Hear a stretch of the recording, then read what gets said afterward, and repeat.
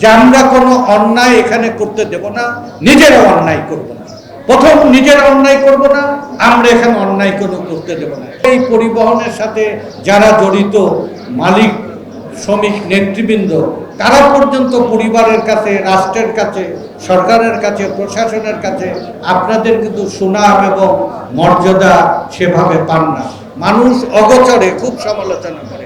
পরিবহন মানে চাঁদাবাজ, পরিবহন মানে মাফিয়া, পরিবহন মানে যাত্রী জিম্মি করে, পরিবহন মানে মানুষের ভোগান্তি এবং দুর্ভোগ তৈরি করে।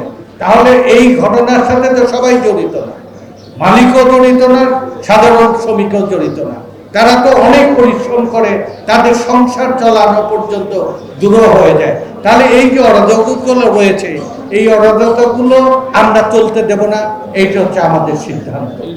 আমরা এই গত ঈদ দুইটা ম্যানেজমেন্টের জন্য আমি সবচেয়ে বেশি যার প্রতি কৃতজ্ঞ থাকি, উনি আল্লাহ ওনাকে সম্মানের আসনে দিয়েছেন, পুলিশ কমিশনার হিসাবে ওনাকে দায়িত্ব দিয়েছেন। ওনার ব্যক্তিগত আন্তরিকতায় আমি ওনার এই ম্যানেজমেন্টের অন্যতম ওনার সহযোগিতা ছিল, ওনার গোটা বাহিনীকে সাথে রেখেছিলেন।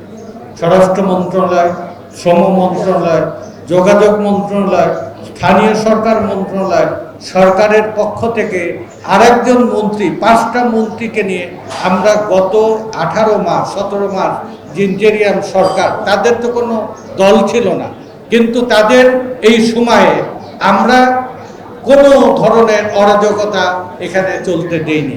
তারাও যেরকম এই এই এই সেটআপের উপরে তারা আস্থা রেখেছিলেন, পুলিশ, মালিক এবং শ্রমিক, আমরা এই 3 জনের মধ্যে একটা কোঅর্ডিনেশন করে তুলেছিলাম যে আমরা কোনো অন্যায় এখানে করতে দেব না, নিজেরা অন্যায় করব না।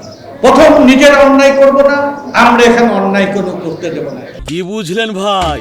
অনলি যেটাই চাই। এই বিষয়ে আমরা একমত হয়েছিলাম।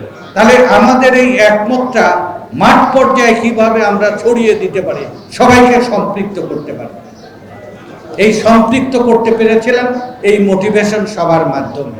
এই মোটিভেশন সভায় আমরা আরো 3 জনকে সম্পৃক্ত করেছিলাম।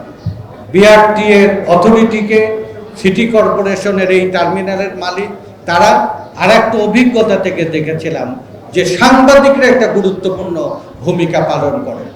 সাংবাদিকরা যদি এটার শুধু রিপোর্টার হিসাবে না, রেসপন্সিবিলিটি হিসেবে যদি আসে, তাহলে অনেক কাজ সহজ হয়ে যায়। আমি বিশেষ করে পরিবহন সেক্টরে যারা বিট করে, পরিবহন বিট করে সাংবাদিকদের মধ্যে, ক্রাইম বিট করে যারা সাংবাদিকদের মধ্যে, এবং সচিবালয় বিট করে, এই 3টে সাংবাদিক, সবাই মিলে সাংবাদিক, 3টে অর্গানের আমরা 3 জন করে প্রতিনিধি নিয়ে আলাপ আলোচনার মধ্যে, অথরিটির মধ্যে তাদেরকে রাখা। যেমন গত আমরা প্রথম এই সভা শুরু করার আগে মন্ত্রীর নেতৃত্বে আমরা এই সভা করে, আমরা একটা কর্ম পরিকল্পনা গ্রহণ করে আমরা সারা দেশব্যাপী এটা আমরা এই কার্যক্রম চালাচ্ছি।